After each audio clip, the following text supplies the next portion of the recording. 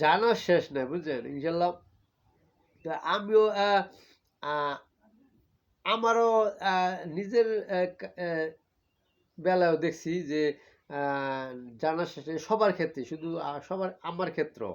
কারণ আমি আগে দেখছি শুধু আমাদের নবী সাহাবীদের কাহিনী, তাবিদের কাহিনী, বা এই রহমতুল্লাহ দামাত বরকতুম তাবরির সাথে এই কালের আমাদের নবী অর্থাৎ কোরআন হাদিস তো আবার আদম ইসলামের সমস্ত বিষয় কোরআন হাদিসে আছে। তাই আমি তো আগে, মানে আমাদের নবীর আগে যে নবীরা, সমস্ত নবীরা তো, আমাদের নবী তো শেষ নবী। আগের নবীদের মধ্যে কি এই, আমি ভাবতাম কি যে মুসা ইসলাম আগে, ইসুফ ইসলাম পরে। কিন্তু পরে আগের নবীদের কাহিনী জানতে যাইয়া দেখি গিয়ে মুসা ইসলামের আগে ইসুফ ইসলামের কাহিনী। তো এরকম ভাই সবারই এরকম জানা একটা বাকি থাকতে পারে, দেখেন।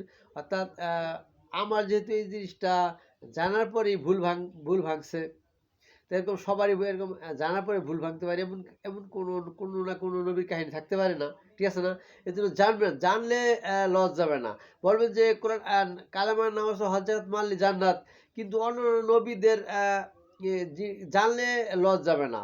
কারণ ইসলামিক জিনিস জানলে আপনার এটা আমার কোরআন হাদিস মানার একটা হেল্পের, উপকারের কামে লাগবে। অর্থাৎ কোরআন হাদিস মানারই নেকিতেই সাহায্য করবে, ঘাটতি পূরণের, মানে নেকি অর্জনের অর্জনের হেল্প করবে, অথবা ঘাটতি পূরণে সাহায্য করলেও করবে, দেখবেন। আসসালামু আলাইকুম রহমতুল্লাহ।